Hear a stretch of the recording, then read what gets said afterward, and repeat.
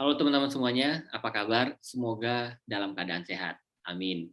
Bertemu lagi dengan saya, Gulo, tentunya dalam program Dunia Kampus oleh Jadi PNS.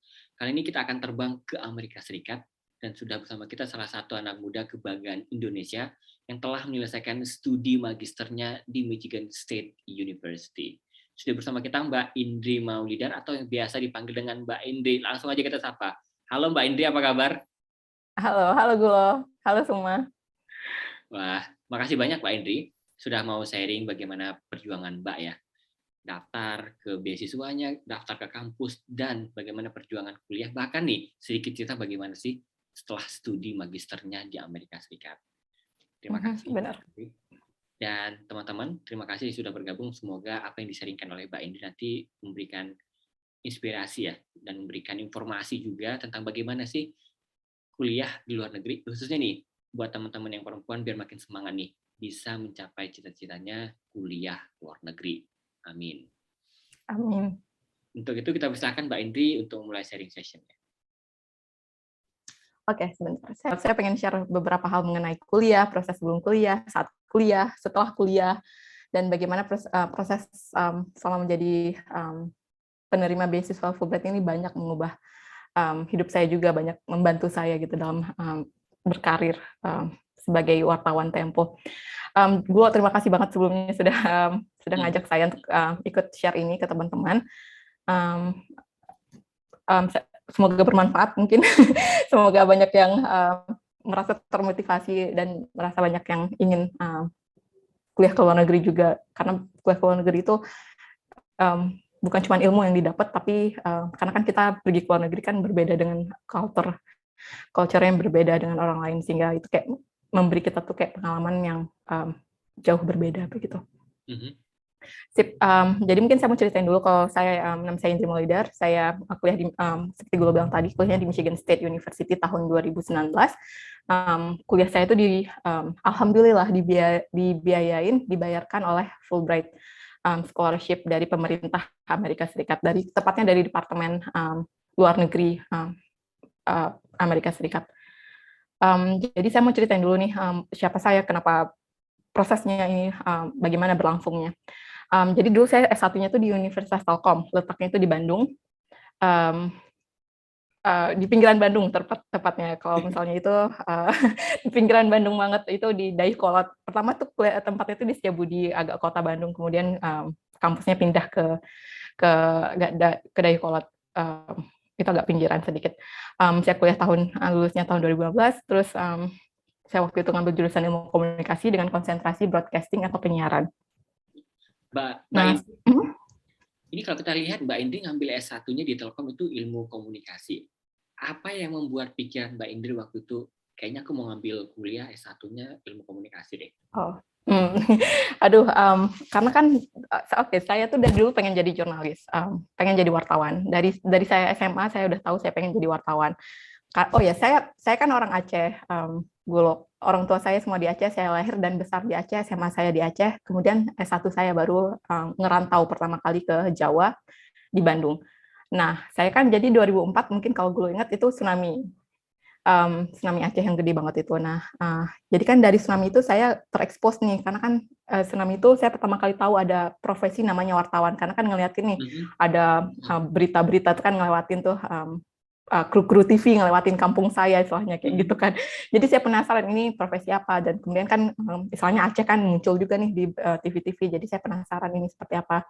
Dan dari situ mungkin tumbuh ya keinginan, oh saya pengen nih nyobain jadi wartawan, karena kan keren kali kan ngeliatin wartawan waktu itu naik helikopter kayak gitu kan. Iya, ngeliputan ke daerah konflik, naik helikopter. Waktu itu saya nontonnya RCTI, Metro TV juga, Najwa Shihab waktu itu yang pertama kali juga reportase ke Aceh soal tsunami. Jadi waktu itu terinspirasi lah dari hal-hal yang kayak gitu. Dan waktu itu juga pertama kali baca majalah Tempo karena tsunami. Tsunami kan banyak bantuan kan, banyak bantuan buku datang dari banyak orang, dari banyak organisasi, dan ada bantuan majalah Tempo. Saya baca di situ, dari situ wah ternyata majalah Tempo ini tulisannya tuh sangat menarik. Saya masih SMP, tapi saya bacanya waktu itu tentang bom Bali, liputan Tempo tentang bom Bali 2002 ya kalau nggak salah.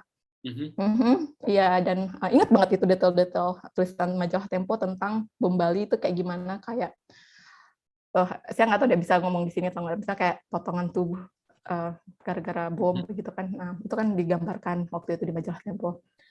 Jadi dari situ tertarik keinginan untuk menjadi wartawan. Nah, ketika saya kuliah di Universitas Telkom itu nggak ada jurusan jurnalistik seperti Unpad. Unpad kan kampus gede sudah punya jurusan jurnalistiknya, tapi di Telkom belum ada. Nah, yang paling dekat kan ke situ kan komunikasi ya, komunikasi. Waktu itu juga saya diskusi dengan dosen wali. Dia nyaraninnya kamu ngambil konsentrasi broadcasting aja di tahun kedua. Nanti dari situ kan istilahnya bisa gitu loncat menjadi wartawan dari situ. Karena kan misalnya kayak bersisian kan. Begitu. Nah, jadi selama kuliah juga saya melakukan banyak hal, mulai dari ikut BEM, ikut BEM, anak kuliah kan ikut BEM, waktu itu ikut BEM Telkom, BEM fakultas waktu itu. Kemudian ikut unit mahasiswa Aceh biar bisa kumpul sama teman-teman satu daerah. Lalu jadi panitia festival budaya waktu itu. Cari dana, anak-anak danus mungkin di sini teman-teman yang kuliah, mungkin teman-teman yang kuliah ngerti banget tuh bantu cari dana untuk kegiatan kepanitiaan kan, jualan jeko, jualan donat. Iya. saya tahu banget tuh, saya ikut tuh kayak gitu. Terus juga di semester akhir saya ikut magang di Telkom Indonesia. Waktu itu ada program namanya Koop. Koop itu kayak magang tapi kamu dibayar dan harus ikut seleksi dulu sebelum magang itu, sebelum dapat magang itu. Jadi alhamdulillah waktu itu lewat seleksinya. Waktu itu magang di kantor Telkom di saya lupa namanya, pokoknya di Bandung juga, selama 3 bulan dan digaji sekitar 1 juta kalau nggak salah, lumayan alhamdulillah, apalagi anak mahasiswa. Iya, tapi kerjanya tuh berat banget. Gulo benar kerjanya itu saya harus keliling kayak cari customer kan, karena kan ini anak magang kan, jadi mungkin waktu itu disuruhnya hal-hal seperti cari customer karena bantunya itu di divisi customer service begitu. Nah, selesai kuliah saya ikut seleksi Tempo. Waktu itu pas banget Tempo, majalah Tempo sedang cari batch baru, kelompok baru, grup baru wartawan, anak-anak wartawan. Saya ikut seleksi dan keterima. Waktu itu prosesnya juga panjang, keterima, alhamdulillah sampai tahap akhir, lalu keterima dan jadi calon reporter nyebutnya. Calon reporter itu kayak wartawan magang. Liputan awalnya itu di desk kriminal, ke polsek-polsek, ke polres-polres, liputan kriminal, liputan politik, ke DPR, terus liputan juga ke masalah-masalah ekonomi, tapi yang masalah mendasar begitu, soal-soal ekonomi termasuk ke kementeriannya Gulo di Kementerian Keuangan di lapangan Banteng. Ini menarik sekali ya Mbak Indri ya. Ini lulus 2015 dan tahun yang sama. Ini first time ya, pertama kali coba langsung diterima di Tempo. Benar. Tapi juga waktu itu kan daftarnya macam-macam ya, daftar kerjaan yang tapi yang pas banget nih lewatnya Tempo langsung gitu. Alhamdulillah kayaknya memang udah kayak jalannya ya dari kecil bukan dari kecil, dari SMA baca Tempo pengen jadi wartawan, kemudian lulus di Tempo. Kan setelah lewat nih proses jadi calon reporter itu sekitar setahun kalau nggak salah. Kemudian mulai liputan yang agak serius sedikit, liputan di KPK, kasus korupsi politik, liputan di DPR juga, ketemu dengan anggota DPR untuk dapat cerita-cerita di balik lobby-lobby politik begitu. Terus juga mungkin kalau gue ingat korupsi KTP yang ramai banget waktu itu. Yap, saya juga liputan korupsi KTP beberapa kali. Yang waktu itu sampai ketua DPR saat itu Setia Novanto itu sampai masuk penjara juga saya liputan soal itu, juga liputan pilkada di daerah-daerah waktu itu. Dan beberapa kali juga main ke daerah-daerah, waktu itu pernah ke Papua, ke Kalimantan Utara, liputan soal isu lingkungan terutama, isu lingkungan, isu masyarakat adat. Ya, pokoknya banyak istilahnya banyak pembelajaran banget selama bekerja sebagai wartawan ini. Jadi kemudian tapi selama selama bekerja di Tempo saya juga ikut banyak kegiatan-kegiatan volunteer, termasuk di Aliansi Jurnalis Independen Jakarta atau AJI Jakarta. AJI ini kayak organisasi wartawan yang dibentuk itu sekitar tahun 2000-an kalau nggak salah, saya lupa. Ya sekitar tahun 2000-an itu untuk misalnya sebagai antitesis terhadap Persatuan Wartawan Indonesia. Kan ada Persatuan Wartawan Indonesia, ada AJI itu misalnya kelompok yang lebih mudanya begitu. Nah, saya banyak bantuin di AJI Jakarta waktu itu.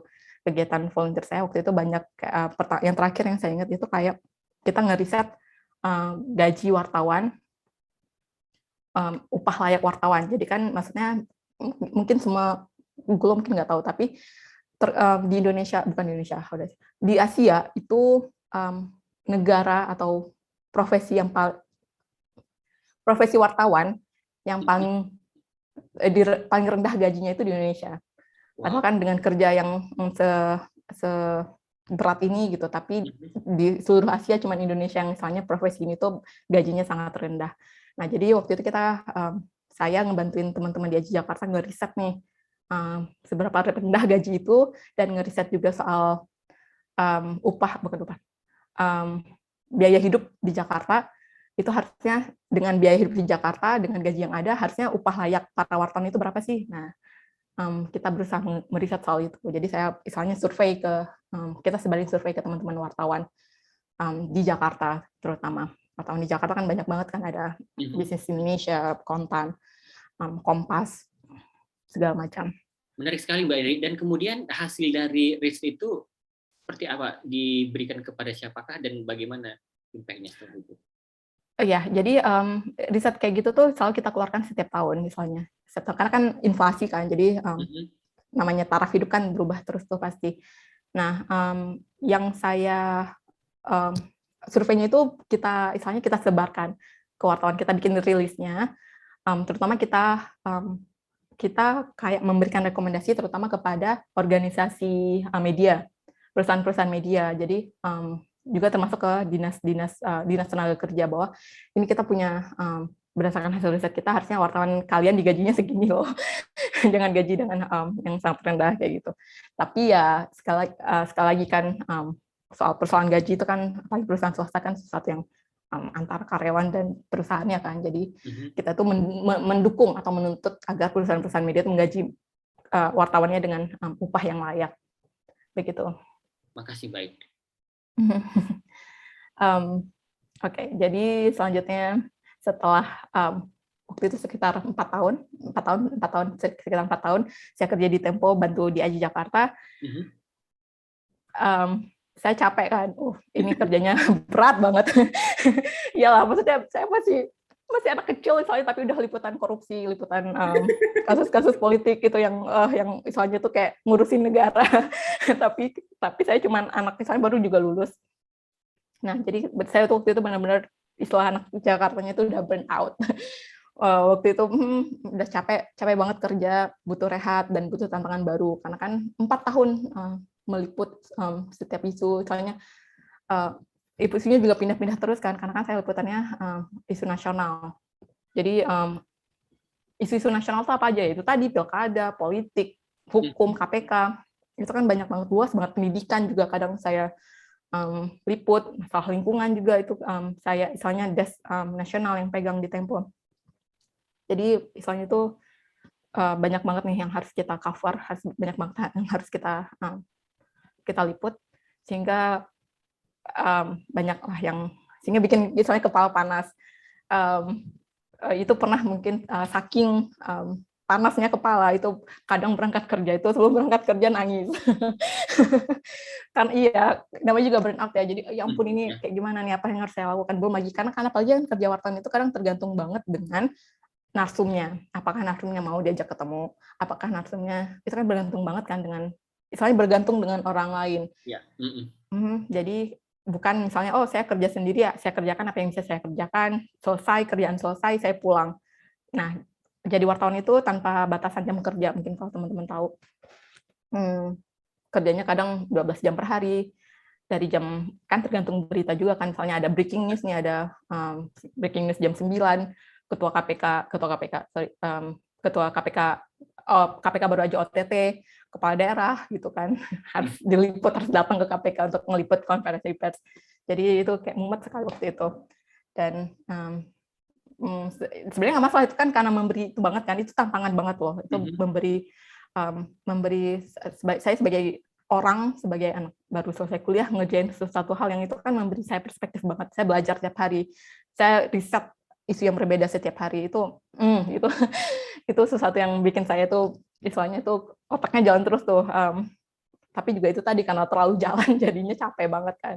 Jadi sehingga butuh tantangan baru, butuh rehat dulu sejenak dari hiruk pikuk isu-isu ini. Jadi sehingga saya memutuskan, oke, saya cobain S2 dulu, siapa tahu bisa. Apalagi kan tahun 2018 itu kan sedang ramai-ramai beasiswa juga kan, LPDP baru buka.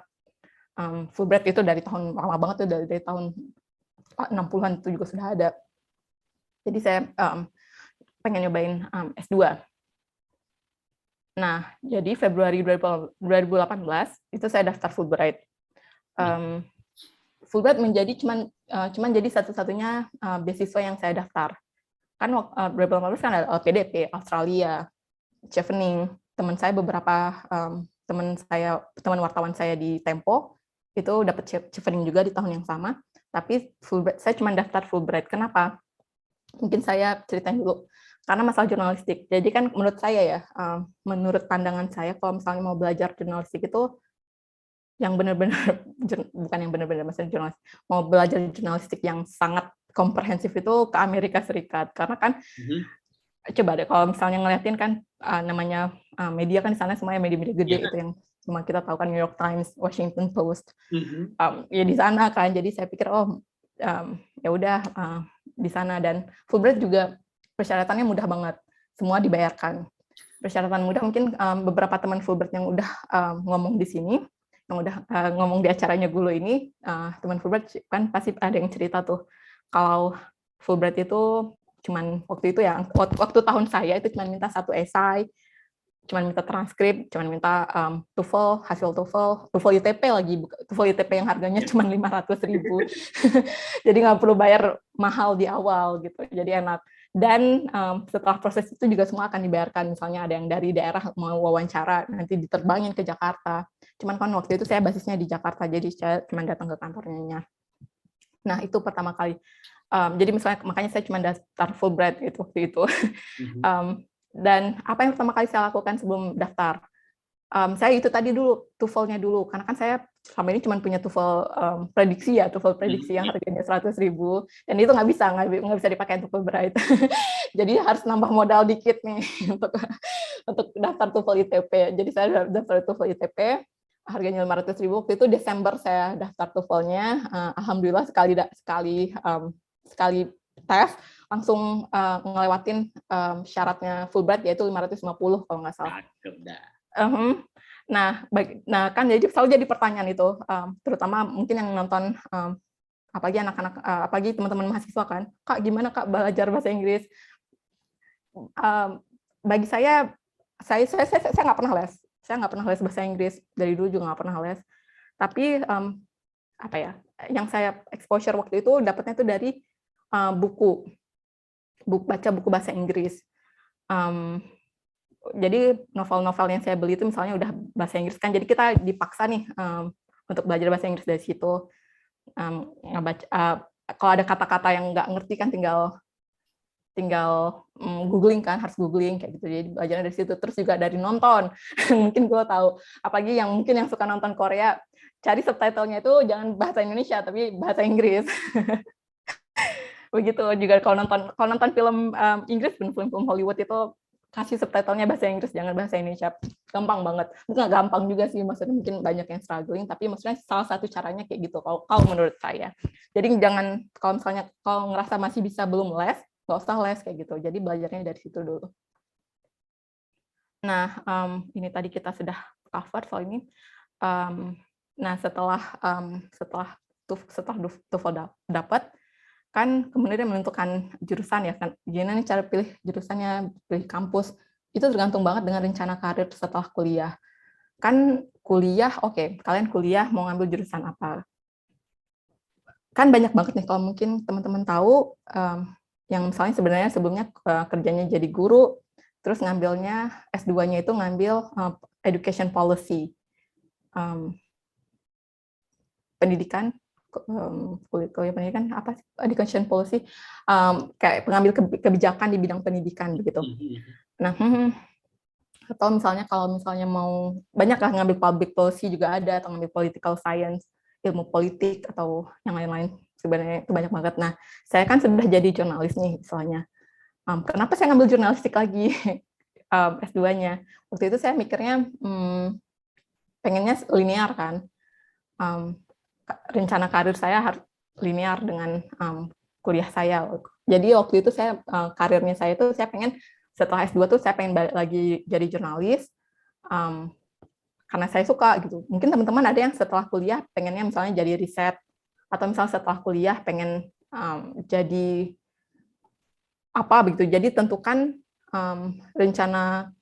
tentukan pilihan kampus atau pilihan jurusannya itu berdasarkan rencana karir atau rencana kalian setelah kuliah itu. Nah, prosesnya waktu itu juga lama banget. Yang mungkin yang paling susah ya, saya nggak tahu deh, kayaknya AS juga lama. Tapi yang bikin yang paling susah waktu itu adalah prosesnya Fulbright itu lama banget, sekitar setahun. Dia kan deadline setiap tahun itu setiap Februari, deadline administrasi, deadline kasih aplikasinya. Kemudian kan setelah Februari itu mereka kan akan lihat administrasi, April itu wawancara, setelah wawancara Juni baru pengumuman sebagai kandidat. Pengumuman lulus apa enggak. Jadi kan setelah Juni pengumuman itu nanti ada proses lagi untuk dibantuin daftar kampus kan, ada daftar kampus. Banyak banget bikin esai dibantu sama mereka, harus tes GRE juga dibantuin sama mereka. Itu Juni pengumuman, Juli tahun depan baru berangkat. Iya, benar. Jadi panjang banget itu prosesnya. Jadi ini kan prosesnya itu Juni 2018 baru pengumuman, Juli 2019 baru berangkat. Jadi kapan tuh? Hampir setahun lebih lah. Dan memang harus banyak bersabar kalau ngambil beasiswa Fulbright. Tapi bagus, maksudnya karena kan dibantu dan jadi sama prosesnya juga kalian belajar banyak. Nggak ditinggal sendiri lah. Mereka akan bantuin semua. Yang ngurusin Fulbright di Indonesia tuh namanya AMINEF, American Indonesia Exchange Foundation. Itu AMINEF ini yang misalnya jadi kontak person kalian lah selama proses ini. Mereka akan bantuin semuanya, bantuin daftar ke kampus-kampus juga nanti akan dibantuin oleh IAI itu kayak lembaga konsultan untuk anak-anak Fulbright terutama, dan anak-anak Fulbright atau anak-anak exchange dari Departemen Luar Negerinya Amerika itu mereka akan bantuin semuanya. Oke. Nah, ini beberapa hal mengenai mungkin yang masih bingung. Syaratnya apa aja untuk daftar Fulbright itu? Ada di website-nya sebenarnya. Tinggal googling, riset aja, di website AMINEF juga ada. Oke, di website AMINEF juga ada, yang pertama syaratnya itu juga dijelasin di situ, harus sudah punya S1, terutama untuk yang master program ya. Fulbright itu ada 2, ada Fulbright Master S2, ada Fulbright S3. Fulbright S3 itu juga dibagi 2 lagi, ada Fulbright S3 yang dibayarin oleh pemerintah Amerika Serikat, ada S3 yang dibayarin oleh Dikti atau pendidikan tinggi atau pendidikan tingginya Kementerian Pendidikan.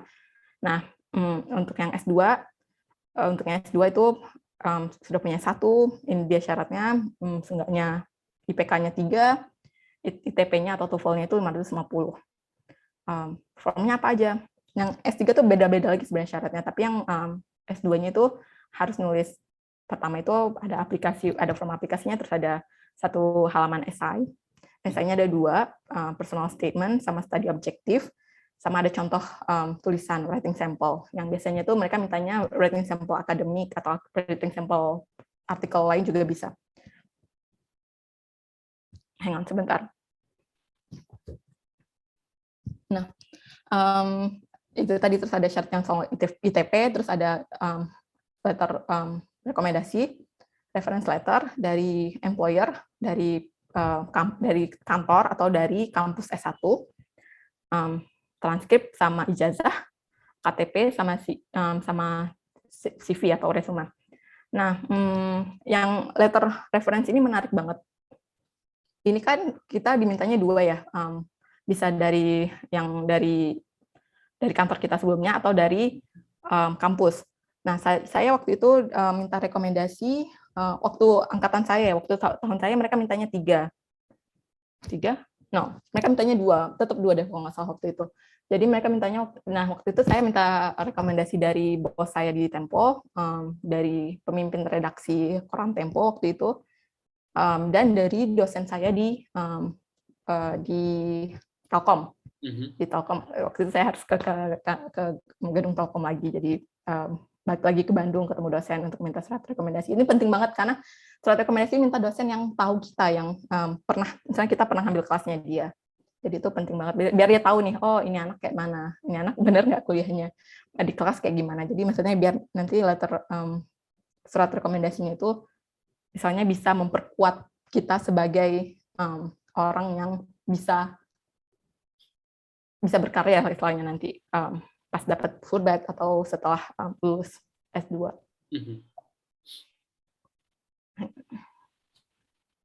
Nah, ini juga banyak pertanyaan dari teman-teman sama ini. Bagaimana menulis personal statement? Personal statement itu kayak essay yang tadi dimintain oleh Fulbright, satu halaman. Satu halaman itu biasanya sekitar 800 kata, 7 hingga 8 paragraf. Nah, biasa ya kalau wartawan itu sebelum menulis itu kita selalu punya angle, istilahnya. Angle itu pertanyaan yang nanti akan menjawab, yang nantinya akan dijawab di tulisan kamu. Oh, kamu sebelum menulis itu, isi tulisan kamu tuh harus menjawab angle atau pertanyaan itu tadi. Nah, saya waktu itu approach-nya kayak gitu, ngambil cara saya nulis tuh kayak gitu, karena kan udah terbiasa dengan cara nulis wartawan ya. Jadi apa yang saya lakukan di ketika nulis esainya Fulbright itu kayak gitu juga. Jadi waktu itu saya nulis personal statement, kan dia kan personal, pribadi. Jadi dia itu menjawab pertanyaan, kamu ini siapa? Siapa kamu? Kamu mau belajar apa? Nah itu, jadi saya ceritain banyak cerita pribadi lah misalnya. Esai itu, personal statement itu hal yang bikin kamu unik gitu menurut. Maksudnya kalau daftar beasiswa bikin personal statement, itu ceritain hal yang bikin kamu beda dengan orang lain. Jadi kan itu banyak cerita personal ya. Misalnya ceritain aja kayak gimana kamu melawan rintangan pas di lingkungan rumah, kerja atau kuliah. Misalnya misalnya dulu kuliah nggak bisa, misalnya harus kuliah sambil kerja nih, ceritain di situ. Atau misalnya kamu pas kuliah satunya harus ngebantu ngerawat orang tua sakit atau nenek sakit, ceritain juga di situ misalnya. Atau misalnya karena ngebantuin orang tua atau harus ngerawat nenek kakek sakit, itu misalnya bikin kamu misalnya melewati rintangan itu, bikin kamu susah tapi juga bikin kamu bisa ngambil posisi leadership kayak gitu. Itu tunjukin kualitas kepemimpinan di esai itu penting, dan jadikan seluruhnya menjadi satu ide tulisan yang koheren. Dan yang paling penting, ini juga tips dari saya sebagai wartawan, itu paragraf pembukanya itu penting banget.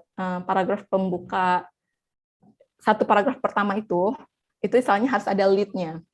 Lead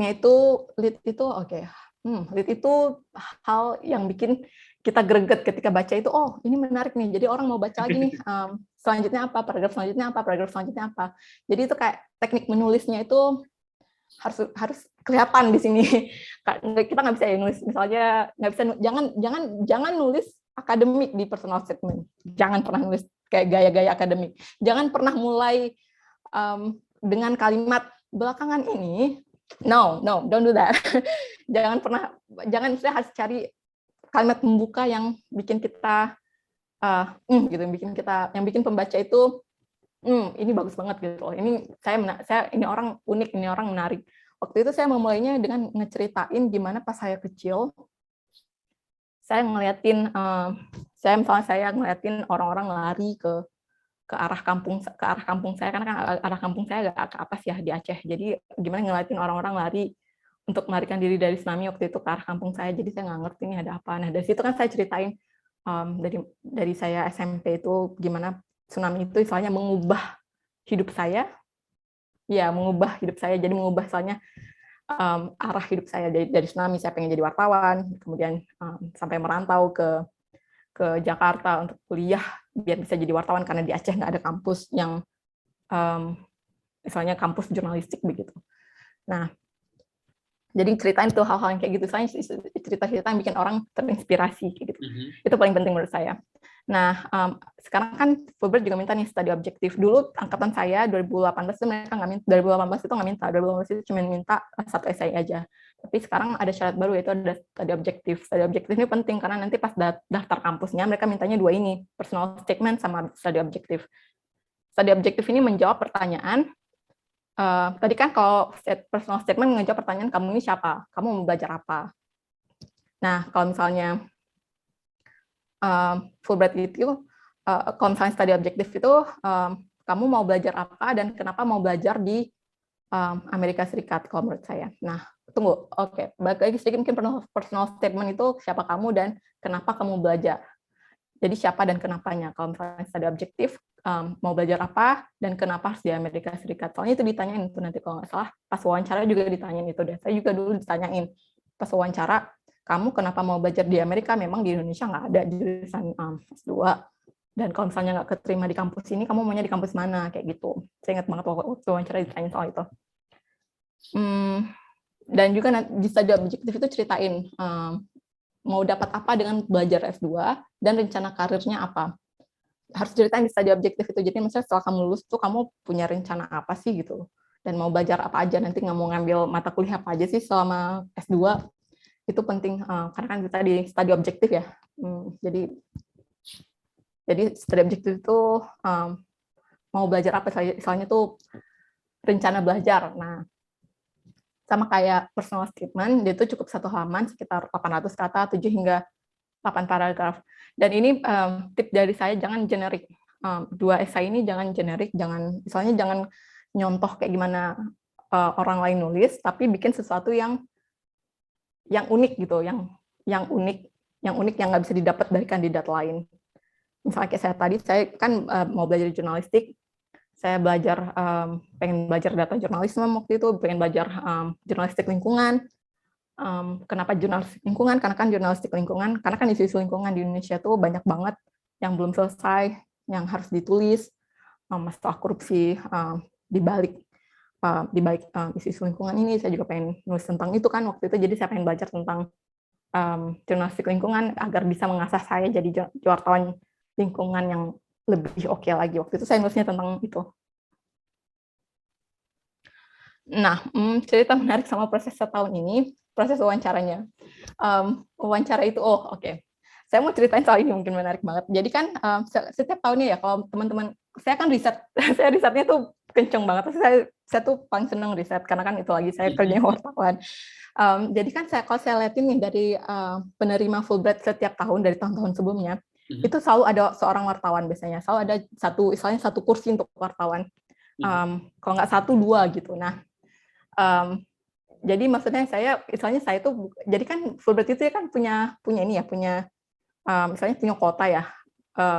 Dia tiap tahun cuma terima sekitar 30-20 orang. Nah, jadi proses program studi yang akan mereka terima atau kandidat yang mereka terima itu, mereka pengennya itu tergantung juga dengan field atau dengan industri, dengan bidang yang sedang mereka kembangkan atau yang sedang mereka ingin bantu di Indonesia. Jurnalistik itu pasti ada tuh setiap tahunnya sekitar 1 atau 2 orang, terus juga pasti ada masalah science, STEM, biologi, molekuler biologi, masalah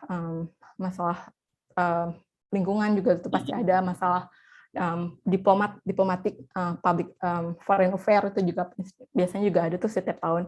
Jadi itu misalnya ada kayak industri-industri yang mereka atau bidang-bidang ilmu yang pengen mereka kembangkan. Nah, pas saya mau wawancara, waktu itu wawancaranya di Jakarta, April, saya akan datang ke kantornya Aminef di Sudirman.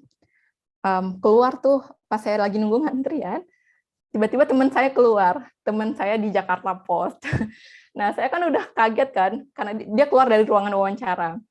Saya udah lemes nih, wah udah ada wartawan nih, udah ada wartawan lain nih. Waduh, mana kan teman saya yang dari Jakarta Post itu juga luar biasa banget tuh bahasa Inggrisnya. Kan Jakarta Post ya bahasa Inggrisnya udah luar biasa banget. Pak Indri, dan dia juga rumput tetangga selalu lebih hijau, Mbak ya?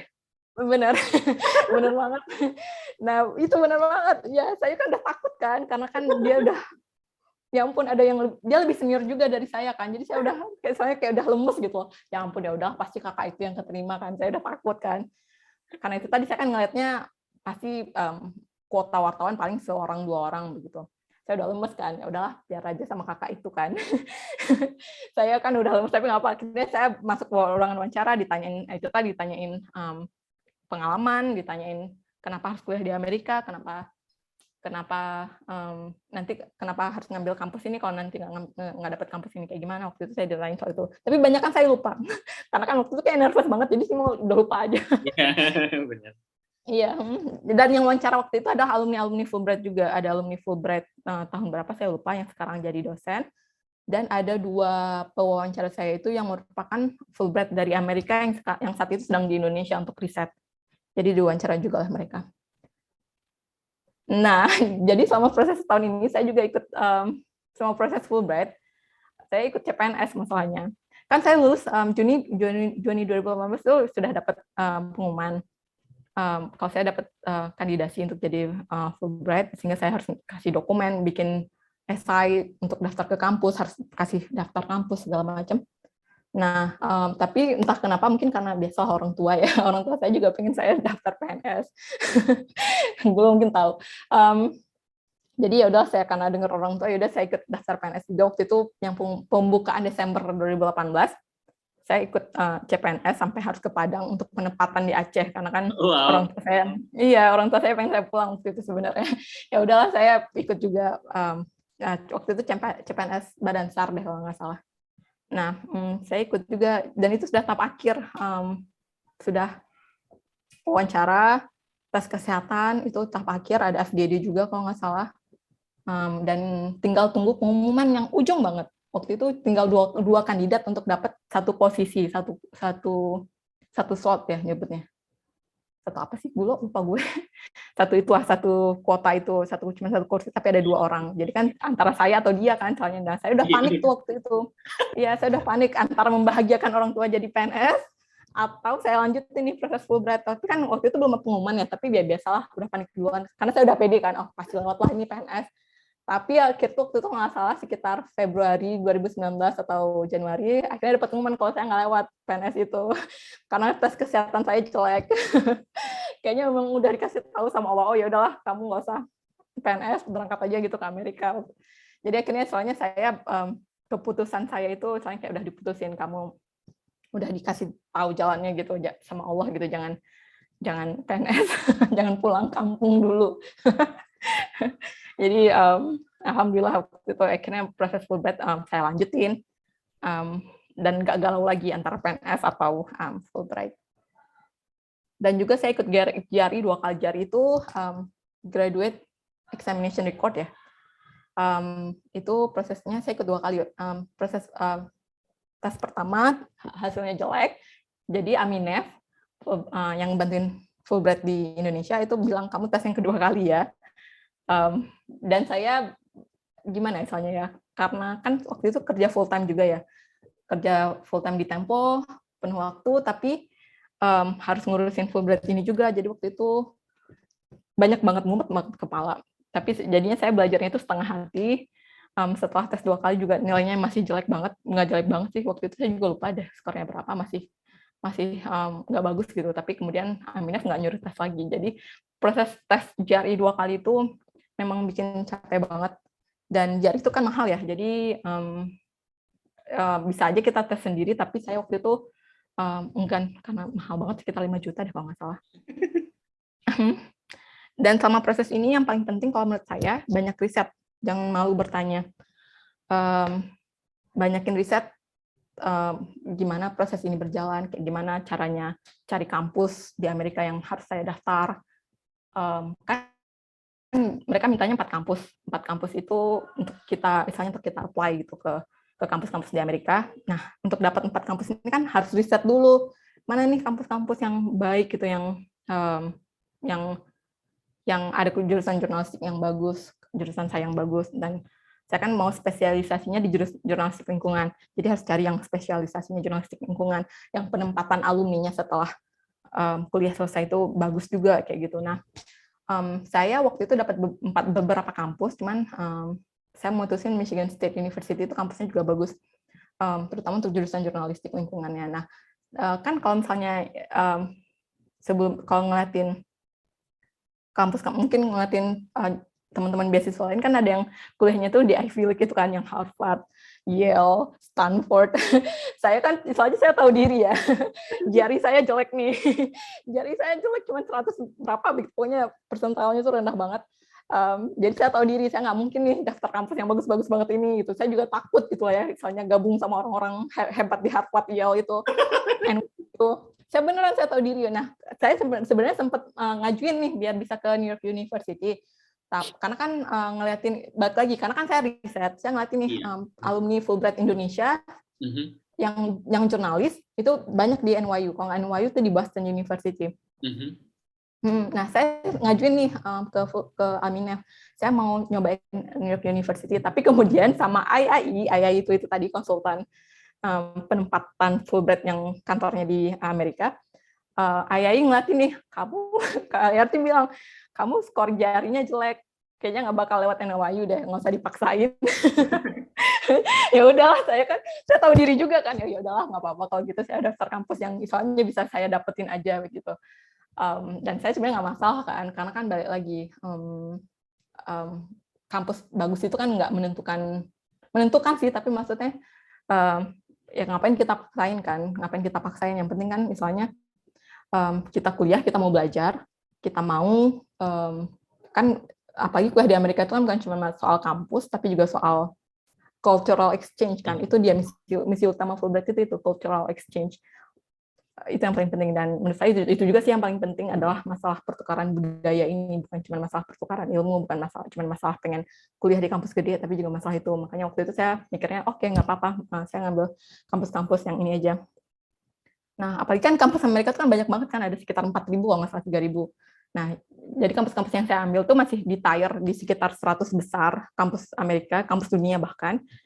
Dan menurut saya itu udah oke gitu, nggak perlu harus maksain diri ke kampus-kampus Ivy League ini. Nah, ya ini 4 kampus yang waktu itu saya daftarkan dibantu oleh IAI dan Aminef. Pertama Michigan State University, kemudian ada University of Missouri, ada University of Oregon, dan di Arizona. Michigan State itu ada jurnalistik lingkungan yang saya pengen. University of Missouri itu di tengah-tengah Amerika juga. Itu mereka memang kampus jurnalistik, sekolah jurnalistik tertua di Amerika itu di University of Missouri. Dan setiap tahunnya tuh setiap angkatan master S2 yang masuk itu ada sekitar 40-50 orang. Jadi memang kampus besar banget untuk sekolah jurnalistik itu di Missouri. Kemudian ada di University of Oregon juga punya jurnalistik lingkungan. Oregon itu di sebelah kiri, sebelah baratnya Amerika, dan Arizona di bawah, di selatannya Amerika. University of Arizona itu juga punya kampus sekolah jurnalistik yang bagus. Nah, tapi waktu itu ya, waktu itu di Michigan State saya sesuai dengan budgetnya Fulbright. Jadi kan Fulbright itu punya batasan sekitar $27.000 per tahun yang bisa mereka biayain. Jadi kalau misalnya biaya kuliahnya lebih besar dari itu, kamu harus cari sumber lain. Harus cari beasiswa lain, bukan cari beasiswa, harus cari sumber lain lah biar bisa nutupin itu. Baik, nah, jadi banyak. Ini 35.000 US dollar itu kan per tahun ya, bukan per semester kan? Betul. Ya? Per tahun. Betul. Itu apakah Mbak Indri pernah mendapatkan informasi? Misalnya saya ternyata kuliah saya ini 50.000 kurang 15.000. Apakah nanti Aminef juga akan bisa memberikan support atau bantuan untuk mencarikan donor ya, sponsor untuk menutupi? Nah, sayangnya Aminef nggak bisa bantuin kalau ternyata biaya kita tuh di luar alokasi. Okay. Alokasi yang udah ditetapkan oleh Fulbright itu yaitu 27.000 waktu itu 27.000. Nah, ada beberapa cerita teman-teman saya itu mereka harus cari biaya sendiri, atau misalnya kan cari kalau nggak salah PDP bisa deh ngebantuin kalau misalnya kalian mau daftar. Ada juga yang cari misalnya beasiswa dari daerahnya untuk bisa nutupin kekurangan dari alokasi Fulbright itu. Ada juga yang coba cari kekurangan itu dari kampus yang mereka daftarkan itu. Banyak caranya, tapi sayangnya Fulbright nggak bisa bantuin gitu kalau nggak salah, harus itu sendiri, harus teman-teman cari sendiri. Nah, alhamdulillah saya di Michigan State itu ke cover semuanya, ke cover semuanya, dan kalau nggak salah dapat beasiswa dari kampusnya juga deh. Saya nggak terlalu ngerti waktu itu karena kan semua yang ngurusin kan AII sama kampus ya. Jadi saya kalau nggak salah waktu itu dibilangin sebenarnya biaya kuliahnya itu ngelewatin dari alokasi 27.000 itu, tapi dibantuin lagi sama kampus saya, sama Michigan State, sehingga ke cover semuanya. Ada beberapa teman yang nggak ke cover itu, dia kemudian sama IIE itu dikasih gelondongan. Jadi semua duitnya itu dikasih sekali aja, misalnya kamu dikasih 27.000, biaya kuliah kamu misalnya 20.000, kamu 7.000 itu untuk stipend atau uang saku. Jadi ya gimana kita hemat-hematnya aja. Nah, karena saya di dalam semuanya masuk alokasi, jadi saya cuma dikasih stipend yang udah ditetapin sama mereka kan, uang saku misalnya sebulan itu berapa gitu, itu yang mereka tetapin waktu itu. Nah, kayak lihat nih, kayak misalnya University of Arizona ini kan, dibilangin di sini kalau misalnya tahun pertama itu biayanya 55.000, kan menjauhi itu saya kan dari alokasi yang saya dapatkan. Jadi sehingga shortfall itu adalah kekurangan biaya kuliahnya adalah 20.000 per tahun. Nah, kan nggak mungkin kan saya ngambil itu, karena kan saya mau nutupin dari mana $20.000. Sedangkan teman-teman tahu tadi, kalau gaji wartawan itu jauh banget. jadi ya saya nggak, jelas-jelas nggak akan ngambil Arizona. Dan karena Michigan State itu pilihan pertama saya, ya udah akhirnya saya iakan aja ke Minerva, dan saya nggak ngambil lagi, misalnya nggak nunggu lagi hasil akhir dari University of Oregon. Akhirnya saya berangkatlah ke Michigan, dan ini adalah admission letter-nya dari Michigan State waktu itu. Untuk masuk kuliah fall 2019 itu masuk Agustus 2019. Nah, sebenarnya banyak alasan juga kenapa saya ngambil Michigan State University. Itu bukan cuma karena karena sekolah jurnalistiknya bagus dan ada jurusan jurnalistik lingkungan atau spesialisasi jurnalistik lingkungan yang saya pengen. Itu juga karena dia tuh di bagian paling atas Amerika, atau Amerika paling bagian utara, dikit lagi udah Kanada itu. Dan kan kalau udah makin ke atas kan makin dingin ya, dan saya tuh orangnya norak masih. Jadi saya mikirnya, aduh kalau misalnya beneran kuliah ke Amerika, saya pengen ngambil tempat atau lokasi wilayah, lokasi sekolahnya itu yang benar-benar dingin, biar saya benar-benar ngerasain salju. Jadi yang namanya motivasi itu bisa datang dari mana aja. Nah, saya waktu itu mutusinnya, oke, harus yang banyak saljunya, biar benar-benar ngerasain dingin hidup di antara salju itu kayak gimana. Kalau lagi winter, lagi Desember itu benar-benar ngerasain mandi salju. Nah, jadi sehingga saya nggak ngambil Arizona juga salah satunya itu, karena kan Arizona kan udah selatan tuh, bawah itu kalau nggak salah nggak pernah salju, dia tuh panas terus. Jadi ngapain panas-panasan, kan di Jakarta juga bisa panas-panasan. Nah, ada satu motivasi lain yang bikin saya pengen ngambil Michigan State. Itu kan di negara bagian Michigan namanya. Nah, saya itu dari dulu banget, dari kuliah itu saya selalu denger band ini, penyanyi ini, dia penyanyi dari Amerika, namanya Sufjan Stevens. Dia juga lahirnya di Michigan. Dia pernah bikin album namanya tuh Michigan, Greetings from Michigan, The Great Lake State. Dan albumnya itu bagus banget. Jadi saya mikir, saya pengen nih soalnya napak tilas nih ke Michigan untuk ngedengerin langsung album yang dia bikin itu di tempat penyanyinya, soalnya kayak gitu. Again, jadi motivasi bisa datang dari mana saja. Jadi itu yang salah satu yang bikin saya ke Michigan State. Jadi teman-teman kalau mungkin yang seneng dengerin band apa gitu, dari yang lahirnya di negara bagian mana, pengen ke negara bagian itu, silakan daftar ke situ. Siapa tahu misalnya karena motivasi atau karena diaminin kali ya, dari dalam hati udah ada niat ke situ, mungkin siapa tahu bisa dapat juga tuh di negara bagian itu, gara-gara pengen ada penyanyinya di situ. Di Nashville itu salah satunya juga banyak, kayak Taylor Swift. Mungkin ada yang sini yang seneng dengerin Taylor Swift, pengen ke Nashville di Tennessee, tempat Taylor Swift lahir dan besar di situ. Dia juga banyak bikin lagu-lagu dia di situ. Mau ke Nashville habis ini, silakan. Motivasi bisa datang dari mana aja. Jadi jangan pernah takut misalnya. Nah, akhirnya Juli 2019 saya berangkat. Prosesnya juga panjang banget. Sebelum berangkat itu harus ada orientasi di Jakarta beberapa hari, juga ada orientasi di Amerika 3 minggu. Saya dapatnya di Kansas State, Jadi orientasi itu kayak benar-benar orientasi kita dikumpulin, kalau di Jakarta kan dikumpulin sama teman-teman Fulbright dari Indonesia. Ada teman S2, ada teman S3. Nah, jadi kan teman-teman yang udah dapat Fulbright yang mau berangkat tahun itu dikumpulin semua di Jakarta. Jadi kita kan di situ banyak kenalan dengan mereka. Karena kan selama ini nggak pernah ketemu kan. Selama ini ya tahunya dari grup aja. Karena kita untuk bikin grup WhatsApp cuma tahunya dari situ.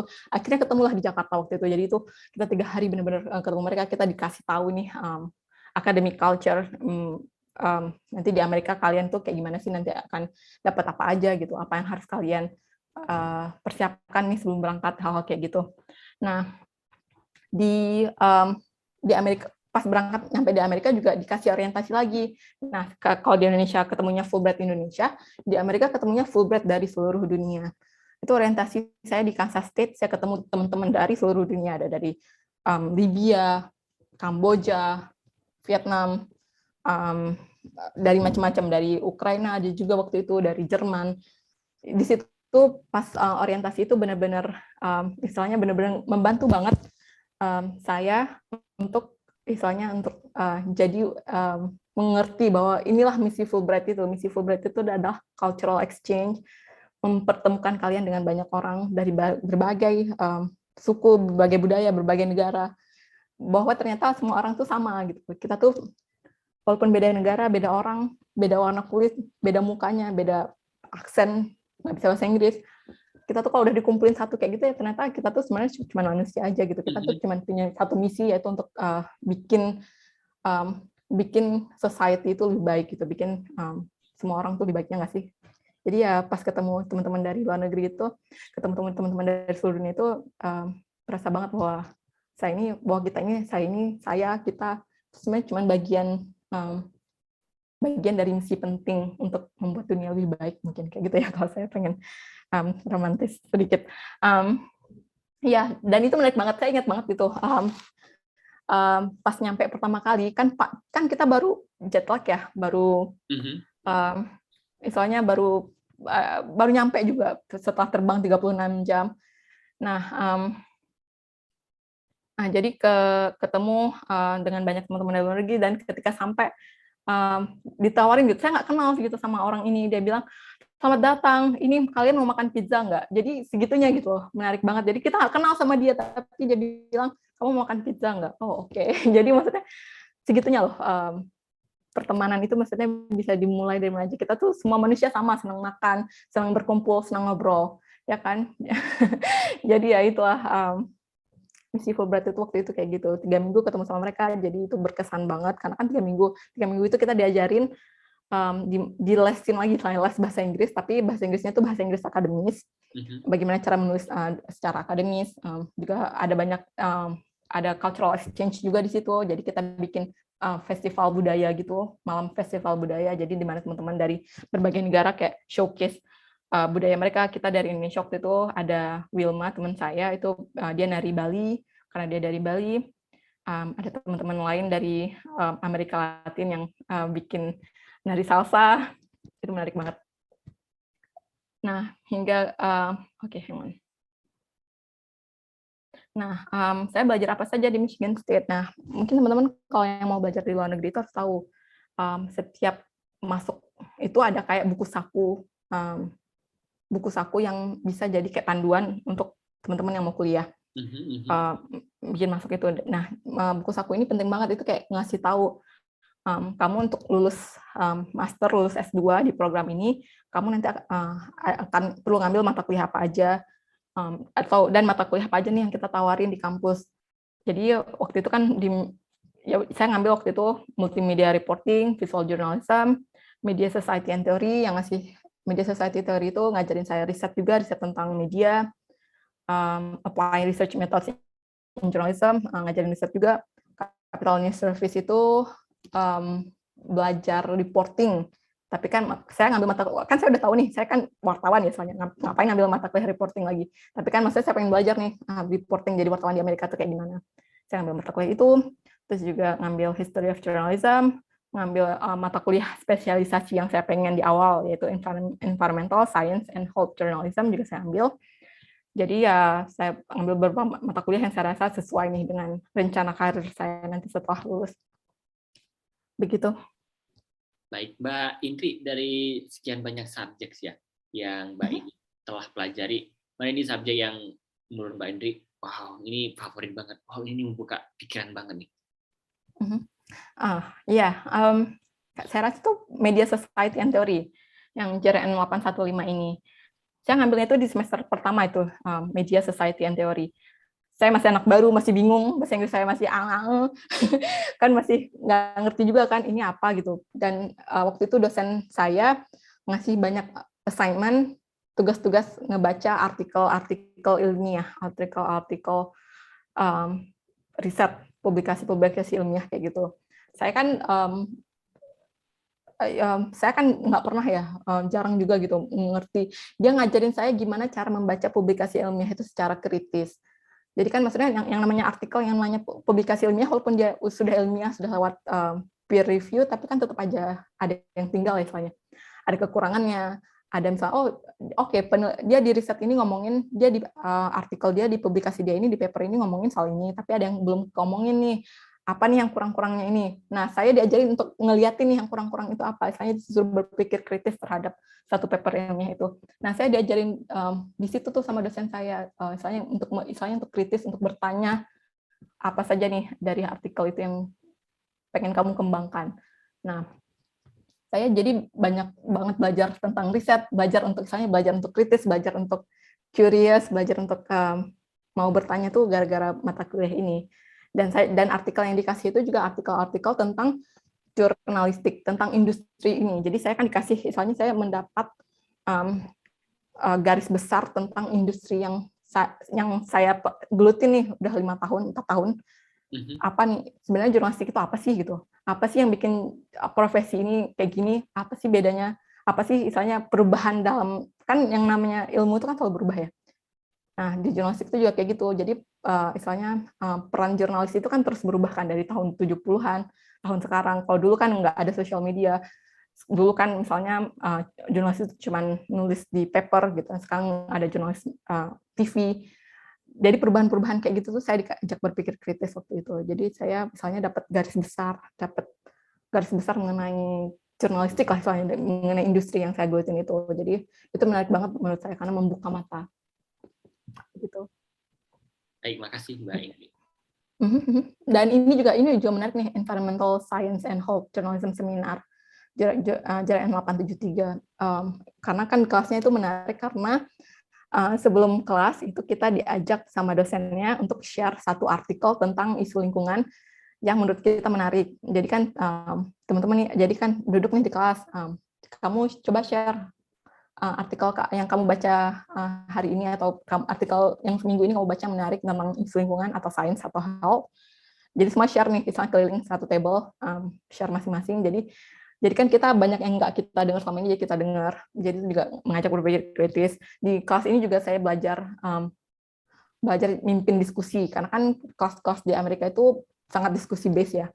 Apalagi kelas S2 kan, nggak cuma lagi, dikasih tugas, ngumpulin tugas, tapi harus banyak diskusinya di kelas itu. Jadi kita banyak diskusi, jadi itu juga menarik.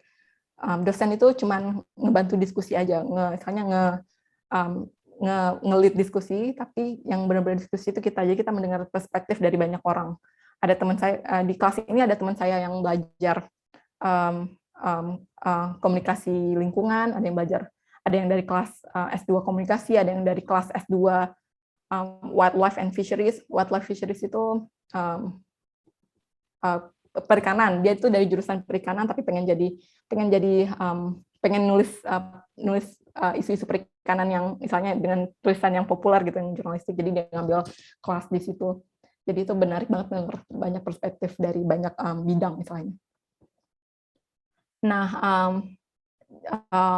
jadi semester 1 sama semester kedua tuh saya banyak ngambil mata kuliah yang misalnya yang bisa bikin saya ngasah kemampuan saya lebih tajam sebagai jurnalis waktu itu. Dan tiba-tiba setelah kuliah, lagi anak-anak kuliah nih semester 2, tiba-tiba breaking news, COVID-19 sudah sampai ke Amerika. Itu kan nyampainya pertama kali mungkin sama kayak di Indonesia juga, itu Maret 2020 itu ramai masuk ke Michigan, ke kampus saya pertama kali. Sedangkan kan kasus pertama yang terkonfirmasi di Amerika itu dari Januari sudah ada ya, kalau nggak salah Januari awal atau Januari akhir itu sudah ada. Cuman istilahnya sampai ke Michigan, ke kampus saya itu Maret. Dan kayaknya semua orang juga tiba-tiba Maret itu COVID di mana-mana, jadi banyak yang kemudian pindah ke online. Kelasnya pindah ke online. Nah, saya juga termasuk mengalaminya. Jadi kan saya yang biasanya belajar ke kelas, tiba-tiba belajar online, yang biasanya bisa ke restoran gitu, ngumpul, yang bisa ngumpul sama teman-teman saya, tiba-tiba dikurung gitu di apartemen, nggak boleh keluar. Kalaupun keluar juga untuk misalnya kayak jalan kaki itu kan, take a walk gitu di dekat apartemen aja. Dan padahal saya waktu itu udah ngerencanain tuh April atau Maret atau Mei bulan itu saya mau nonton konser, udah beli tiketnya nonton konser di Detroit waktu itu, nonton Vampire Weekend, tapi udah di cancel juga sama Vampire Weekend karena COVID di mana-mana. Saya udah juga rencanain libur semester 2, libur musim panas kan nyebutnya. Juga saya mau jalan-jalan gitu kemana, mau jalan-jalan ke Chicago yang deket, mau jalan-jalan ke bawah ke Florida yang deket, yang ada Disneyland ya nyebutnya ya. Tapi batal semua gara-gara corona. Ya, dan itu bikin banyak rencana, misalnya buyar lah gara-gara COVID. Waktu itu saya lagi semester 2, pertengahan semester 2, jadi kita belum final, sehingga perubahan itu kerasa banget kan dari awalnya ke kelas, dan sekarang dosennya bilang kita kelasnya Zoom. Di Amerika itu waktu itu langsung platformnya tuh langsung Zoom. Jadi mereka memang udah disiapin banget kan. Mereka tuh emang duitnya tuh banyak banget deh. Kampus-kampus itu banyak duitnya, banyak infrastrukturnya tuh udah mantep lah. Jadi mereka tuh langsung pakai Zoom. Jadi memang udah disiapin. Jadi nggak ada kebingungan gitu, nggak bikin bingung, nggak bikin apa. Jadi udah jelas kan platformnya langsung apa Zoom. Dan nggak banyak masalah sih kalau soal transisi. Tapi mungkin masalah transisi yang agak sulit waktu itu adalah masalah belajarnya kali ya, karena kan biasa belajar di kelas tapi nggak belajar lagi di kelas, sehingga kan istilahnya nggak menurut saya tuh nggak terlalu banyak nyerap gitu loh di otak saya, jadinya susah memang. Nah, tapi kuliah selama pandemi COVID itu ada plusnya, ada minusnya kalau menurut saya. Minusnya itu tadi, Zoom, belajar online. Susah banget belajar online itu. Bukan susah sih, maksudnya sense of, it's hard to care when you're not there. That's what I say. Kepada dosen saya bilangnya kayak gitu. Kayaknya kalau misalnya kuliah online itu kayaknya nggak kuliah gitu. Jadi nggak berasa ada tugas, nggak berasa ada deadline, nggak berasa ada nggak berasa ada kewajiban untuk harus baca artikel, harus baca tugas-tugas, harus baca paper-paper yang mereka kasih. Kewajiban itu tetap ada, tapi rasanya saya nggak terlalu peduli, karena kan kita nggak ke kelas ya, jadi nggak terlalu peduli. Jadi waktu itu kayak gitu berasanya. Tapi sisi positifnya, gara-gara kuliah bisa online, saya jadi bisa banyak ngumpul juga dengan teman-teman saya.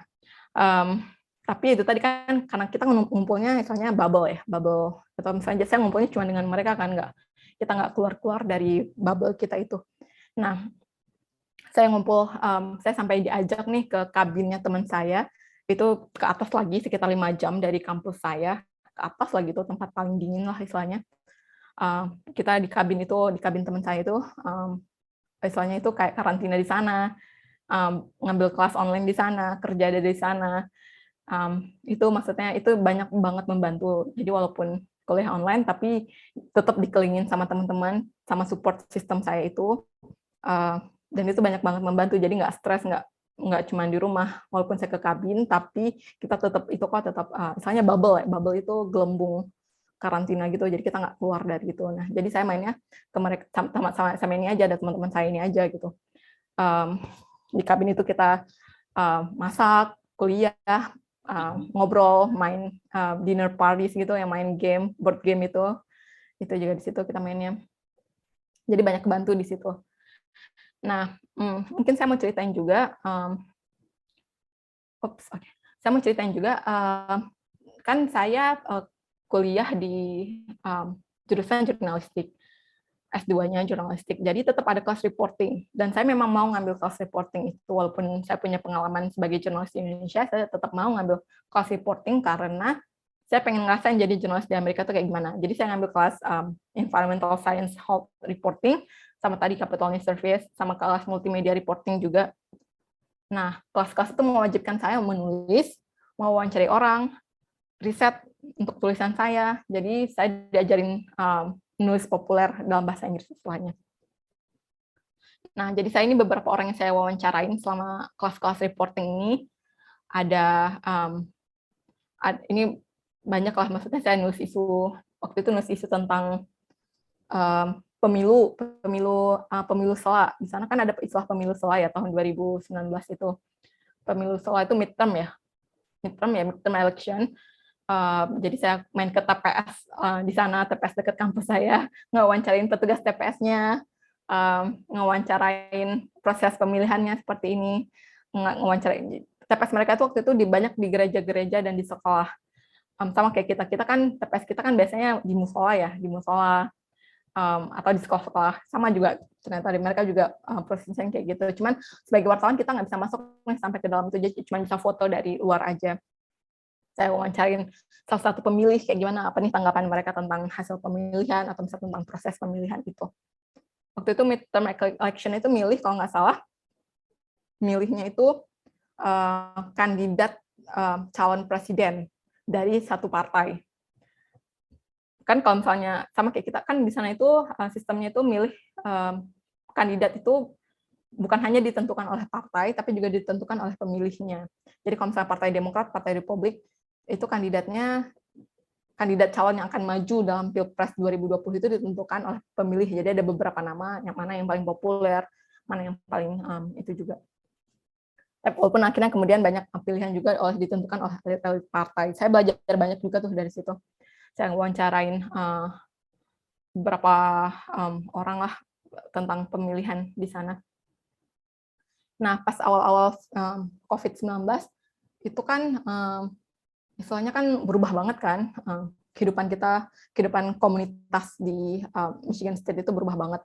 Saya juga nge-reportase untuk artikel di kampus gimana kampus-kampus atau komunitas-komunitas di sana itu ngebantuin anak-anak SD, anak-anak SMP, mahasiswa-mahasiswa internasional yang butuh banyak bantuan. Kan COVID ya, orang kehilangan kerja, kehilangan pendapatan, jadi banyak dikasih bantuan nih dari gereja lah, dari kampus. Banyak bantuan dari state-nya juga ada. Nah, saya dapat bantuan-bantuan ini, saya ikut ngantri, ikut liputan waktu itu. Ini waktu itu dikasih kayak sandwich gitu deh, kayak makan siang gitu, makan siang gratis dari sebuah SD atau SMP di kampus, di dekat kampus, ke anak-anak SD SMP di sana. Kan soalnya kan sekolah jadi online kan, jadi banyak anak-anak itu yang nggak bisa makan siang. Biasanya kan makan siang di kampus, di sekolah mereka, tapi kan gara-gara COVID mereka nggak dapat makan siang itu, jadi kayak disebarin gitu sama sekolahnya. Menarik juga waktu itu. Saya juga ikut ngantri walaupun saya mahasiswa, tapi dikasih. Dan itu terbuka banget, maksudnya kan namanya juga bantuan ya, jadi siapa aja bisa, jadi nggak masalah kalau ngambil juga. Saya ikut ngantri. Nah, saya sedikit cerita lagi tentang menjadi jurnalis di Amerika Serikat. Saya nulis di beberapa publikasi media lokal, media kampus, media lokal. Saya nulis tentang isu-isu lingkungan. Dan itu menarik banget, karena kan saya harus wawancara orang dalam bahasa Inggris ya. Wawancara orang bahasa Indonesia aja kadang grogi, apalagi kalau ketemu politikus gitu. Nah, sekarang harus wawancara orang dalam bahasa Inggris. Saya juga harus belajar banyak kan, karena misalnya sistem politik di sana kan juga berbeda kan, beda banget dengan kita. Jadi saya juga harus banyak belajar lagi nih gimana cara nanyanya, atau saya harus riset apa dulu nih sebelum nanya ke orang itu, karena kan itu tadi beda banget nih dengan proses kerja saya di Indonesia. Jadi saya dari nol lagi belajar di sana, dan banyak membantu juga. Ini beberapa artikel yang saya tulis misalnya tentang water sensors di Great Lakes, di salah satu danau besar di Michigan. Nah, ini yang paling menarik nih, 2020 Pilpres. Waktu itu siapa lawan siapa ya? Lupa deh. Trump. Joe Biden lawan Trump, benar. Udah lama banget tidak lupa. Kebiasaan liputan politik di sini lagi. Oke. Joe Biden lawan Trump kan waktu itu. November 2020. Kan ya? Ya, November 2020 pemilihan presiden di sana. Nah, saya liputan nih, ini liputan Pilpresnya di sana. Ngeliatin gimana orang-orang di sana itu kayak di sana tuh ada sistem namanya drop-in, drop box. Jadi kan surat-suaranya udah dikirim nih ke rumah oleh badan pemilihan di sana. Nah, hasil surat-suaranya itu nggak perlu dibawa ke TPS, tapi bisa ditaruh di kotak-kotak suara yang disebar kayak gitu di pinggir-pinggir jalan. Beda banget emang kita kan ada nggak bisa ya asal kayak gitu ya, nanti misalnya dicurangin lah, nanti surat suaranya dipalsukan atau apa. Di sana tuh orang percaya banget sama badan pemilihan mereka. Ada sistem drop box, ada sistem mail in itu namanya. Mail in itu soalnya surat suaranya dikirim ke rumah dan bisa dikirim lagi lewat kantor pos. Jadi gampang banget. Jadi misalnya kan karena kan apalagi kan karena COVID kan, jadi nggak semua orang mau ke TPS untuk ngasih suaranya karena takut gitu. Jadi dikasih banyak opsi banget gitu untuk warga negaranya untuk bisa ikut berpartisipasi dalam pemilihan. Ini saya temukan menarik banget. Jadi saya liputan soal itu juga waktu itu, liputan proses pemilihan mereka.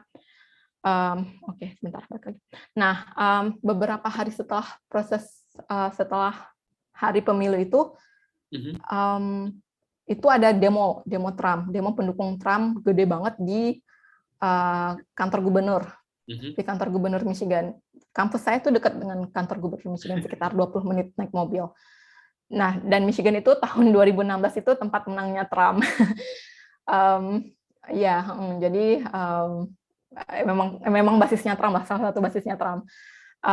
Jadi pas dibilang, jadi kan waktu itu masih proses penghitungan suara ya, tapi banyak banget nih yang demo ke kantor gubernur minta Trump, bahwa mereka demo itu bukan apa-apa sih, mereka cuma mau menyatakan bahwa kami tetap mendukung Trump apapun hasilnya lah, segala macam. Jadi saya liputan demo waktu itu, di situ saya ikut bantu Tempo, karena kan saya jiwa wartawannya masih ada ya, jadi saya nggak bisa nih kalau misalnya yang kayak gini-ginian, saya pengen tetap bantu liputan lah, misalnya untuk Tempo, misalnya bantu liputan reportase mata lah untuk Tempo. Nah, saya bantu live di YouTube dan Facebook Tempo waktu itu mengenai demo yang ini. Demonya juga sempat nggak ricuh sih, cuman sempat ya gitulah, ada kelompok pendukung yang Black Lives Matter itu juga datang ke situ karena kan misalnya counter protes ya. Karena waktu itu ramai banget ya, sekitar ada 500-an orang pendukung Trump, ribuan mungkin. Dan saya ngerasa aman nggak waktu itu. Oke, saya bukan kulit putih, tapi saya kan terkenal ya di mana-mana kalau pendukung Trump itu maunya bergabung dengan orang-orang yang sama warna kulitnya dengan mereka. Nah, saya bukan orang kulit putih, saya juga nggak ngerti, tapi saya nekat aja gitu liputan itu. Tapi saya nggak masuk nih sampai ke tengah-tengah masa. Saya cuma di pinggir-pinggir aja, saya liputan yang bisa saya lakukan untuk Tempo. Jadi ya saya nggak sampai maksa banget harus ke sana. Ini menarik banget karena kan kalau nggak salah setelah liputan ini malam atau sorenya gitu, nggak salah, malam sorenya itu diumumin nih kalau Michigan itu yang menang Trump. Jadi kita flip, Michigan itu pemenangnya Biden, sorry. Jadi kita flip dari menang Trump jadi menang Biden, jadi sehingga pendukung-pendukung ini kan awalnya nih bilang nih, don't steal the election, jangan curang gitu di pemilihan, gitu. Waktu itu mereka yel-yelnya kayak gitu. Tapi setelah diumumin nih di berita-berita muncul kalau Biden menang di Trump, mereka yel-yelnya berubah. Mereka bilangnya kami masih percaya Trump, we still believe in you gitu, atau apa gitu. Saya juga lupa. Yel-yel mereka pokoknya berubah lah setelah itu. Jadi dinamika itu menarik banget waktu itu saya liputan tentang pemilihan presiden 2020 di Amerika Serikat. Ya, ini salah satu kayak spanduk yang mereka bawa gitu tentang ya biasalah tentang Trump gitu, fake votes gitu kan. Mereka klaimnya waktu itu ya kubunya Trump kan waktu itu klaimnya ada banyak suara palsu, suara bohong gitu yang muncul di mana-mana, dan mereka demonya tentang itu. Kemudian juga liputan vaksinasi pertama kali di Amerika itu kan nyampenya sekitar untuk publik umum seperti saya itu Maret April 2021 itu vaksin sudah tersedia untuk kita. Vaksin sudah tersedia untuk kita sehingga kita bisa datang ke gerai-gerai vaksin di sana. Di sana itu vaksinnya diselenggarakan selain di klinik-klinik, kayak misalnya di sana tuh kayak Kimia Farma kita, selain di klinik-klinik bisa juga di stadion-stadion olahraga. Itu gede banget. Jadi maksudnya benar-benar vaksin massal. Saya datang ke sana sekalian untuk liputan. Saya sama teman saya dari Indonesia juga namanya Tika. Kita vaksin, tapi juga saya ngewawancarain Tika, ngewawancarain petugas di sana kayak gimana sih proses vaksin di sana juga. Ini vaksin pertama kali kita tuh akhir April 2021 waktu itu. Ini menarik. Jadi kan April itu kan saya sudah semester akhir, semester 4. Oke, saya balik lagi sedikit ke belakang. Sebelum saya ngambil semester akhir, itu kan untuk jurusan jurnalistik ya, saya nggak tahu kalau misalnya jurusan-jurusan yang lain, itu ada, untuk lulus itu punya 2 jalur. Kamu mau ngambil proyek akhir atau mau ngambil tesis. Tesis kan berarti riset kan? Riset, nyari data, riset, segala macam. Proyek akhir artinya bikin satu produk yang misalnya sesuai dengan tema yang kamu pengen. Kan ada 2 pilihan itu. Nah, plan A, tesis, atau plan B without tesis. Saya ngambilnya proyek akhir. Kenapa? Karena balik lagi rencana karir saya kan saya pengen balik lagi jadi wartawan nih. Saya pengen bikin sesuatu hal yang misalnya berguna bagi profesi saya, bagi profesi kewartawanan. Jadi saya memutuskan ngambil proyek akhir dibandingkan tesis. Sebenarnya tesis menarik juga, karena kan saya jadi jatuh cinta, saya jadi suka sama riset-riset itu gara-gara S2 juga kan. Tapi saya mikirnya, oke, tesis masih bisa diambil lah, masih bisa dikerjakan kapan-kapan, atau misalnya bisa nanti kalau saya ambil S3 saya bisa riset sendiri. Tapi kalau misalnya saya ngambil proyek akhir itu kan bisa sesuatu yang benar-benar saya misalnya berguna untuk banyak orang. Jadi saya waktu itu ngambil proyek akhir, atau di jurusan saya nyebutnya graduate professional project. Saya bikinlah sebuah website, situs bantu peliputan bencana bagi jurnalis, yang saya kasih domainnya itu meliputbencana.org. Ini tuh website kayak website yang isinya itu data, artikel-artikel, tip-tip untuk ngebantu wartawan liputan, terutama wartawan peliput bencana. Kan tahu ya di Indonesia tuh bencana di mana-mana, gempa, tsunami, gunung meletus, longsor, banjir, kebakaran hutan dan lahan. Nah, saya sering juga nih, bukan sering, beberapa kali pernah liputan bencana. Waktu tsunami sama gunung meletus di Pangandaran, saya liputan ke sana. Nah, pokoknya banyak kan waktu Palu juga, saya nggak liputan ke Palu, tapi liputan dari Jakarta. Saya juga tulis soal itu. Jadi saya pengen ada satu situs, ada satu resource yang bisa bantu wartawan ketika misalnya sebelum liputan bencana, itu mereka dapat nih pemahaman bencana itu apa gitu. Jadi misalnya sebelum ke Palu, saya harus sebelum liputan bencana saya harus bawa apa aja. Ini data-data bencana apa aja. Ada lokasi-lokasi yang bisa ngebantu saya, misalnya kantor SAR di mana, BNPB di mana, Badan Nasional Penanggulangan Bencana di mana, kantor AJI kan juga pasti ngebantuin wartawan deh. AJI Palu waktu itu banyak banget bantu wartawan di Palu. AJI Surabaya waktu banjir gede Surabaya juga. Jadi kantor-kantor AJI ini, jadi saya bisa ngebantu wartawan nih. Kalau mereka tahu nih posisinya di mana, wartawan bisa datang ke situ untuk minta bantuan. Dan situs ini bukan cuma untuk wartawan lokal, bukan cuma untuk wartawan Indonesia, tapi juga untuk wartawan internasional. Karena kan sering banget nih, misalnya saya sering banget nih dengar kabar atau misalnya dengar dari teman ketika ada misalnya bencana gede di Indonesia seperti Palu, yang tsunami gempa Palu itu, wartawan di luar negeri mau liputan ke Indonesia tapi bingung kayak mana nih mau liputan di sana, saya nggak tahu, saya nggak jelas, saya harus hubungin siapa aja. Jadi saya bikin website ini agar bisa bantu mereka. Jadi website ini dual bahasa, bisa ditranslate gitu pakai otomatis translate itu nanti bisa jadi bisa digunakan juga oleh wartawan-wartawan internasional atau wartawan asing. Tapi ya kalau misalnya pakai pakai Google Translate gitu kan, maksudnya pakai translate otomatis gitu kan, kadang masih ada yang diterjemahkan secara salah kan, nggak benar, nggak terlalu bagus gitu terjemahkan ke bahasa Inggrisnya. Tapi saya kasih peringatan di sini. Kalau misalnya mungkin terjemahannya itu nggak semuanya oke gitu, tapi seenggaknya maknanya dapat lah gitu dari fungsi website ini. Begitu. Jadi ada data dan tipe liputan. Di sini saya kasih data-data tentang bencana. Jadi ketika kita liputan tuh nggak cuma liputan bencana itu, tapi misalnya liputan kita punya data dari sebelum-sebelumnya bahwa apa nih yang bikin bencana ini ada gitu di situ, kayak gempa dan tsunami di Palu itu kan sudah ada penelitiannya dari beberapa tahun sebelumnya bahwa ada prediksi akan terjadi di situ. Jadi hal-hal yang kayak gitu juga ada alat bantu itu kayak gimana tools yang bikin wartawan bisa bukan cuma nulis tapi juga bisa visualisasi data di situ. Riset baru itu tentang riset-risetnya mereka. Dan setelah meliput, ini penting banget nih. Ini saya hal yang penting banget setelah meliput itu adalah kayak resources. Kan liputan bencana itu kan stres. Kamu ngeliatin orang kesusahan, ngeliatin mayat mungkin, ngeliatin apalagi kan apalagi kalau gempa, ada gempa susulan segala macam. Jadi itu kan bikin stres, bikin trauma atau post traumatic disorder. Jadi saya bikin halaman ini khusus tentang gimana kita distress atau misalnya mengobati atau melawan hal-hal yang bikin stres tadi setelah liputan.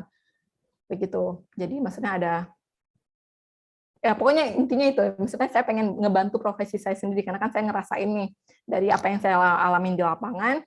Saya pengen ngebantu teman-teman lain, terutama jurnalis pemula yang sering kebingungan ketika akan liputan bencana. Saya pengen kasih tahu ke mereka bahwa kalian tuh nggak sendiri. Kalian boleh aja wartawan muda, wartawan baru, tapi saya pengen website ini membantu bagi mereka. Begitu. Dan website ini masih masih bisa diakses. Dan saya masih suka perbanyak artikel-artikelnya untuk bantu wartawan, terutama kalau ada bencana ya, terutama kalau misalnya ada gempa gede gitu, nanti saya kasih tahu, oh gimana nih caranya liputan gempa itu, apa yang harus kalian tahu, ya begitu aja. Oke. Lesson learned. Jadi kan saya lulus Mei 2021. Setelah 2 tahun di Amerika Serikat, saya lulus. Selama 2 tahun itu saya belajar banyak hal. Pertama adalah bagaimana pentingnya berjejaring, networking. Gulo juga tahu, tadi kita sudah ngobrol soal itu, penting banget networking itu, karena kita bukan cuma nambah kenalan, tapi nambah wawasan. Jadi, dan nambah wawasan itu misalnya membuat kita paham bahwa yang kita kerjakan itu nggak sendiri. Itu yang bikin saya pertama ngerti. Saya kan sering banget ngerasa ketika liputan di Indonesia, waktu itu, awal-awal saya kesusahan liputan politik hukum, saya sering ngerasa, kerjaan saya sendirian banget nih, kayak ngurus negara sendirian. Kan maksudnya ngurusin politik hukum, liputan KPK itu, aduh, segitunya gitu, nulis tentang orang-orang korupsi. Jadi saya ngerasa, ya ampun, saya ini sendirian loh, nggak ngurusin, tapi ngerasa saya ini sendirian ngelawan hal-hal jahat ini sendirian. Dan setelah kuliah dan berjejaring, saya paham gitu, saya sadar bahwa yang saya lakukan ini nggak sendiri. Semua orang yang keterima Fulbright itu tujuannya itu satu, pengen bikin negara dia lebih baik gitu, pengen berkontribusi lah untuk hal-hal sekitar dia, untuk berkontribusi untuk profesi dia begitu. Nah, saya jadi paham bahwa apa yang saya lakukan itu nggak sendirian. Saya bisa kolaborasi dengan banyak orang untuk mencapai tujuan itu, untuk mencapai tujuan akhir kontribusi itu. Jadi itu sih yang paling saya dapat gitu dari selama 2 tahun itu. Dan saya jadi paham juga misi Fulbright. Itu tadi misi Fulbright itu cultural exchange, menjadikan semua orang tuh berjejaring. Dan saya jadi punya misi sendiri juga. Nah, misi saya kan, saya awalnya kan nggak jelas nih. Oke, saya jadi wartawan, tapi saya kerja pulang oke, cuman itu saja kan yang pengen saya kerjain. Tapi saya jadi punya misi sendiri nih, kayak misalnya tadi itu dengan proyek akhir saya tentang untuk membantu wartawan-wartawan lain gitu. Jadi saya punya passion yang bisa saya rawat gitu untuk terus ke depannya. Dan pengalaman luas, ini adalah kesempatan sekali seumur hidup. Jadi memang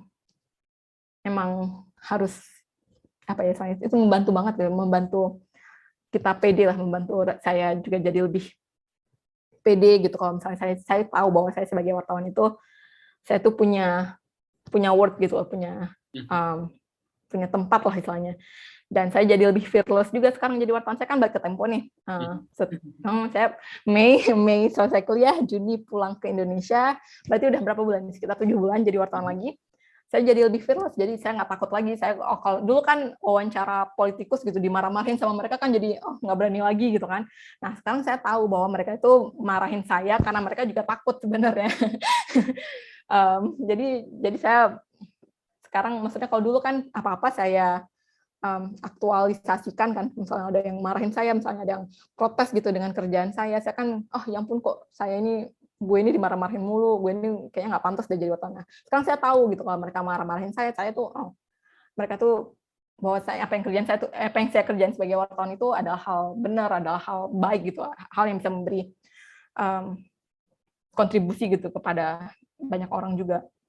Jadi ini membantu banget saya selama 2 tahun ini. Misalnya selama rehat 2 tahun ya. Kan tadi kan jadi apa ya? Kan tadi niat awalnya kan pengen rehat ya. Salah satu niat awalnya pengen rehat. Jadi benar-benar rehat 2 tahun. Misalnya tuh keluar dari dunia wartawan di Indonesia terutama.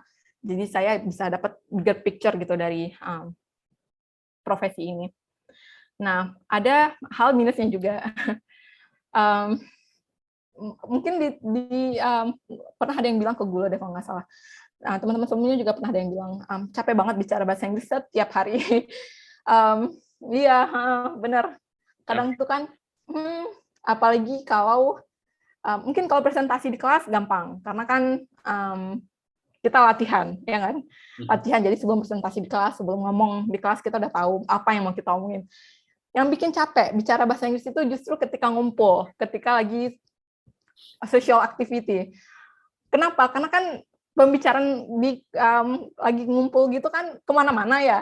Jadi kan kita kadang mau nanggepin omongan mereka tuh, kita harus mikir panjang dulu kan. Jadi kan kadang saya tuh kadang harus tarik napas dulu panjang dulu sebelum ngobrol bahasa Inggris. Dan sebenarnya nggak masalah, mereka juga ngerti kan kalau misalnya saya salah grammar atau apa, dan itu nggak masalah.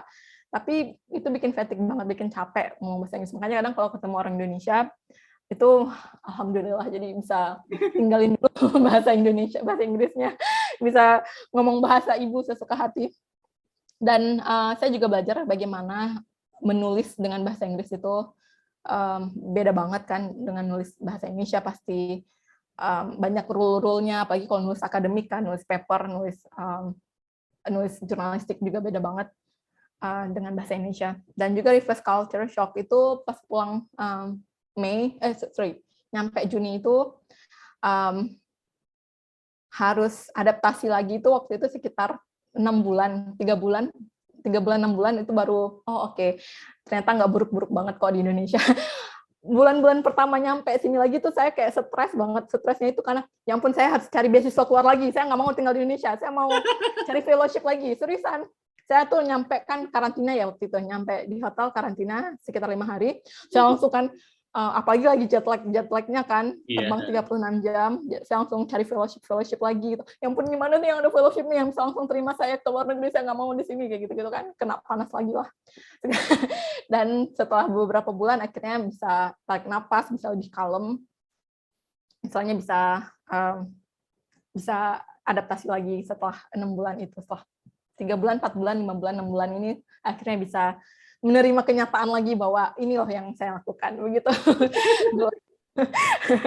Iya, itu memang nggak reverse culture shock itu misalnya cuma kayak proses awal, sama kayak kita pas nyampe sana kan. Nyampe sana kan adaptasi juga saya butuhnya sekitar 6 bulan deh baru saya ngerti. Baru saya ngerti nih suluk-suluk kuliah tuh kayak gimana, saya ngerti gimana caranya ketemu orang, bisa ngobrol basa-basi ketemu orang Amerika tuh kayak gimana setelah 6 bulan. Maksudnya saya berani gitu, lebih berani setelah 6 bulan. Nah, sama juga nih, di first culture shock butuh waktu yang sama lah untuk adaptasi ulang gitu. Dan sebenarnya nggak masalah karena kan ketemu lagi nasi Padang, ketemu lagi ketemu lagi apa ya, bakso, itu membantu banget. Oke, jadi mungkin ini sudah bagian akhirnya. Oh ini seru nih. Ini saya foto wisuda, kita sampai ke Capitol, Washington DC untuk foto wisuda. Karena kan balik lagi kan, kita nggak ada wisuda loh, Gulo. Jadi wisudanya cuman online doang gitu kan. Nggak berasa banget loh kuliah online, sudah pun online gitu. Apaan, gue cuman di depan di kamar doang gitu ngeliatin laptop. Jadi saya waktu itu kan sekitar Mei atau April, kalau nggak salah Mei April 2021 di Amerika tuh udah pelan-pelan udah mulai normal lagi kan, karena kan cakupan vaksinasinya juga udah naik kan pelan-pelan. Jadi waktu itu kita sama teman-teman saya tuh memutuskan travel ke DC sebentar untuk foto wisuda lah seenggaknya. Jadi foto wisuda kita tuh bukan cuma di depan kampus, tapi juga di ibu kotanya Amerika lah. Nah, mungkin beberapa catatan saya ke teman-teman mungkin yang dengerin soal ini. Gimana sih Kak proses kuliah kayak gitu? Pasti pertanyaannya soal itu. Gimana sih Kak, apa sih yang saya lakukan? Apa sih step-stepnya, langkah-langkahnya? Mungkin yang bisa saya kasih tahu pertama adalah banyak riset. Saya tuh apa yang tadi saya lakukan kan, saya sebelum daftar Fulbright saya tahu nih kuota wartawan untuk Fulbright berapa orang. Bikin stres, tapi itu penting. Jadi kita tahu standing kita tuh di mana kayak gitu. Banyak riset itu penting banget, banyak riset, banyak sebelum ngelakuin apa-apa, sebelum ngelakuin apa aja, jangan cuma beasiswa kali ya. Iya, dalam hidup. Benar. Ya, soal hidup juga banyakin riset. Itu penting banget. Nah, jangan malu bertanya. Mungkin ada teman-teman mau kuliah apa gitu, mau belajar dari dia, silakan tanyain aja. Biasanya ya, saya sadar banget nih soal ini setelah saya kuliah. Saya dulu sebelum kuliah itu juga nggak tahu kan mau mulai dari mana, mau apa. Jadi saya tuh juga segan gitu mau tanya ke orang, mau tanya ke alumni Fulbright atau alumni beasiswa yang lain. Karena saya ngerasa dia pasti sibuk, dia kan orang penting, dia kan udah hebat, pasti nggak mau gitu kan balasin saya yang cuman anak bawang ini gitu. Nah enggak, itu berasa banget ternyata setelah kuliah gitu kan. Saya juga setelah ini ngerasa banget kalau ternyata teman-teman yang kuliah di luar negeri itu pasti mau kok ngebantuin teman-teman lain yang pengen kuliah di luar negeri. Jadi jangan malu bertanya. Kalau mereka ngasih email mereka atau ngasih nomor HP, tanyakan aja. Mereka insya Allah pasti ngebantu kok sebisa mereka. Kalau misalnya mereka sibuk pada hari itu, pasti dibalas mungkin beberapa hari kemudian. Jangan malu bertanya. Itu sih pesan saya. Terus juga buat langkah pertama yang harus kalian lakukan mungkin buat daftar kerja ya, atau kayak to-do list gitu. Misalnya mau daftar beasiswa LPDP, apa nih buat nih daftarnya apa aja nih yang diminta, step-stepnya apa dulu, misal mau belajar bahasa Inggris dulu, mau daftar les dulu atau apa, mau bikin draft SI dulu begitu. Itu sih yang paling penting. Jadi beban itu nggak cuma di otak, tapi kan kalau udah kebaca kan apa aja yang mau dilakuin kan bikin ringan kan, bikin tahu nih apa aja yang harus dikerjakan. Jadi menurut saya 3 hal ini yang misalnya yang harus dilakukan oleh teman-teman yang pengen kuliah di luar negeri begitu. Terima kasih. Itu saja tadi slide saya dari ke teman-teman. Semoga banyak membantu, semoga terinspirasi pengen kuliah di luar negeri juga, karena kan kuliah di luar negeri itu bukan cuma soal dia bisa nambah follower Instagram, bisa share foto-foto di luar negeri. Itu bukan cuma soal itu juga. Mungkin ya niat awalnya itu, tapi yang paling harus terkejar, bukan paling harus terkejar, yang paling berasa nantinya bukan cuma soal itu, tapi yang paling akan terasa itu adalah soal tadi berjejaring dan nambah wawasan.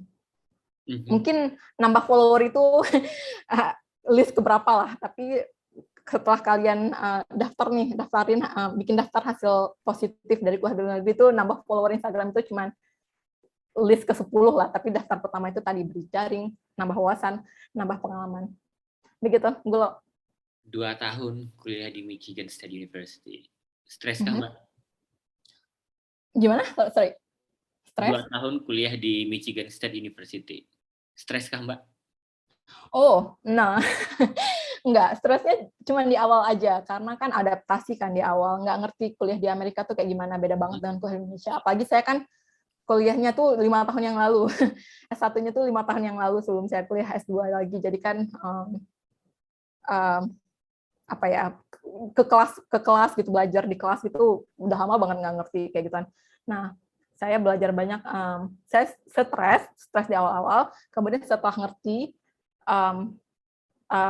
triknya kayak gimana, nggak stres lagi. Dan pengalaman kerja saya di Indonesia jadi wartawan, saya ngerasa ngebantu banyak banget proses saya kuliah di Michigan State, karena kan misalnya saya udah punya pengalaman kerja, jadi saya tahu nih, apalagi saya ngambil kelas reporting kan, saya udah tahu nih trik-triknya kayak gimana aja, kayak gitu. Stres tapi menyenangkan. Oke. Ya. Setelah lulus dan dengan karir saat ini, life changing experience, Mbak Indri?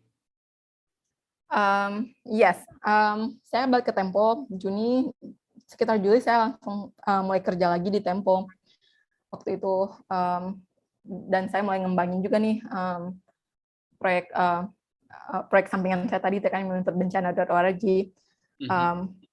Jadi setelah lulus, saya ngerasa misalnya lebih punya kemandirian dan lebih punya agensi terhadap diri saya sendiri. Kalau dulu kan saya kan cuman disuruh aja nih, saya disuruh liputan ini, liputan itu saya kerjakan. Tapi sekarang saya ngerti bahwa liputan itu bukan cuma liputan.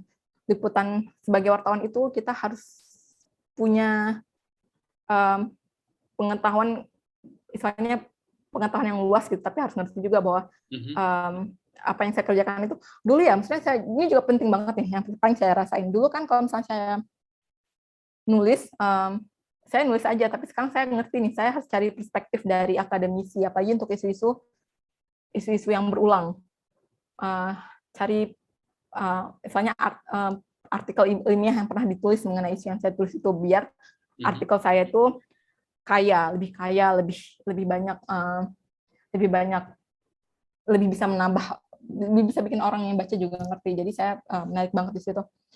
Dan juga saya juga lebih ngerti trik liputan internasional. Minggu kemarin saya itu maksudnya isu-isu internasional terutama. Jadi kan yang mungkin kalau gue tahu sekarang kan lagi ramai banget nih soal, bukan sekarang, beberapa minggu kemarin lagi ramai banget soal Papua lagi. Jadi PBB kemarin, ahlinya PBB, special reporter atau pelapor khususnya PBB itu bikin press release, bikin pernyataan, surat permintaan konfirmasi atau surat permintaan klarifikasi kepada pemerintah Indonesia tentang pelanggaran HAM di Papua. Kalau saya nggak ngerti, saya kan misalnya cuma tulis aja, PBB lagi mempertanyakan pelanggaran HAM di Papua, atau ahli PBB mempertanyakan pelanggaran HAM di Papua.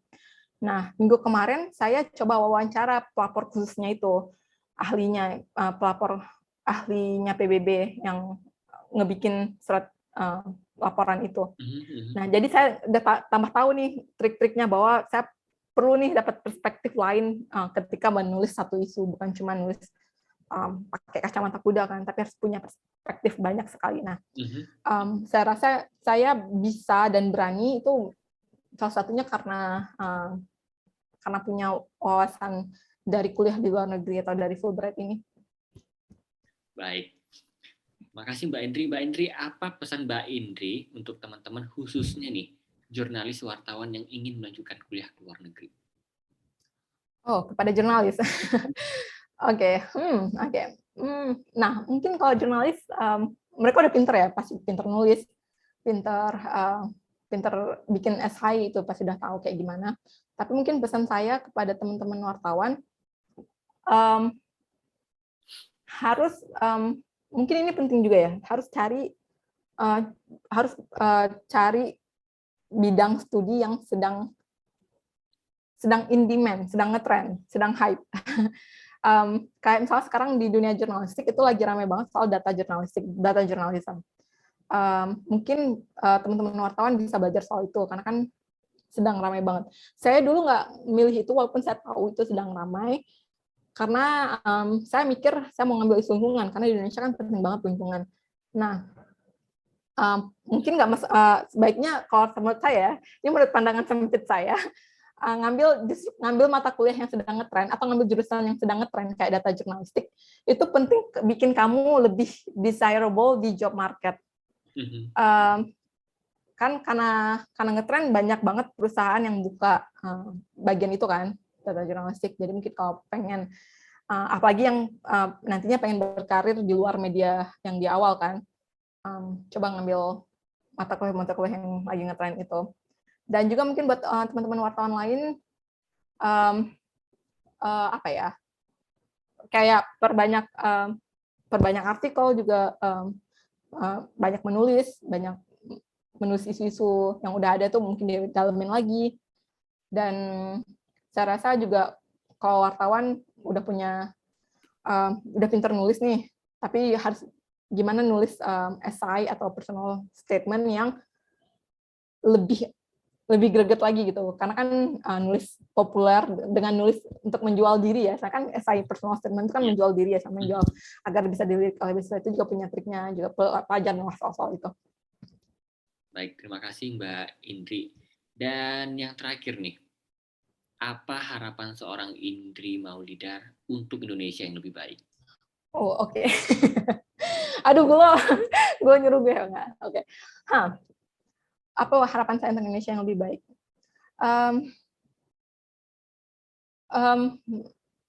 Menurut saya yang paling penting itu adalah bagaimana ada kemauan, itu yang paling penting. Kemauan untuk berubah, kemauan untuk bergerak. Dan jangan masuk, orang-orang di sekitar kita mungkin udah jelek. Misalnya di tempat kerja kan, sistemnya udah jelek gitu. Sistemnya udah nggak bagus lagi. Jangan gara-gara itu bikin kita apatis, bikin kita, oh ya udahlah, saya ikut aja gitu. Saya ikut air mengalir. Saya ikut orang-orang, apa yang orang kerjakan, saya kerjakan. Jangan bikin itu, jangan mau ikutin arus itu. Harus mau jadi, misalnya harus mau berbeda, harus mau pindah arus. Bayangkan, saya orang Aceh, cewek, keluarga saya, teman-teman saya satupun nggak ada yang jadi jurnalis, satupun. Saya nggak punya kenalan, saudara-saudara saya nggak ada satupun yang jadi jurnalis. Saya cuma tahu profesi ini dari TV, dari koran. Jadi kan kebayangkan gimana saya ngelawan arusnya gitu. Sama orang tua saya juga sampai sekarang juga saya ngapain coba jadi wartawan gitu, harus ke lapangan gitu. Cewek lagi kan. Nah, itu memang agak bikin kadang bikin sedih ya. Tapi ya memang misalnya harus punya visi dan ikutin aja visi itu kok. Pasti bisa kok, dan harus melawan arus. Jangan mau, kalau misalnya di tempat kerja sudah di lingkungan orang-orang yang nggak mau berubah, dan kita mau berubah, dan kita malu, dan kita nggak pede nih kalau berubah, takut beda sendiri, jangan takut. Silahkan bergabung, cari lingkungan yang lebih baik, bergabunglah dengan orang-orang yang lebih baik, karena kan cuma itu caranya kalau kita mau berubah, dan bikin semua orang berubah, bikin Indonesia jadi lebih maju dan lebih baik. Amin. Terima kasih Mbak Indri, itu harapan yang mulia sekali. Sekali lagi kita ucapkan terima kasih. Tetap ya, sehat selalu. Semoga sehat selalu buat Mbak Indri dan sukses untuk karir kedepannya dan mungkin pendidikan selanjutnya. Amin. Amin. Terima kasih. Gue juga. Semoga karirnya sukses terus di Kementerian Keuangan. Dan dimanapun itu ya Mbak ya. Iya benar. Dimanapun itu. Juga buat teman-teman mungkin dimanapun jalannya, dapat beasiswa nggak dapat beasiswa, tetap punya karir yang lebih bagus, jalan hidup yang lebih bagus. Amin. Terima kasih Mbak Andri dan teman-teman. Terima kasih banyak. Semoga storytelling tadi ya, session dari Mbak Andri bisa memberikan informasi dan motivasi buat teman-teman dan juga memberikan perspektif dan paradigma yang baru tentang bagaimana kuliah ke luar negeri, khususnya seorang perempuan, khususnya seorang jurnalis, begitu ya, dengan beasiswa dari Fulbright Scholarship yang diadministrasikan oleh Aminef Indonesia. Terima kasih buat Mbak Indri dan teman-teman semuanya. Ini luar biasa sekali. Terima kasih. Terima kasih, saya Gulo dan seluruh tim dari Jadi PNS mengucapkan terima kasih, dan terima kasih. Dan sampai jumpa dalam program Dunia Kampus maupun program lainnya oleh Jadi PNS. Terima kasih.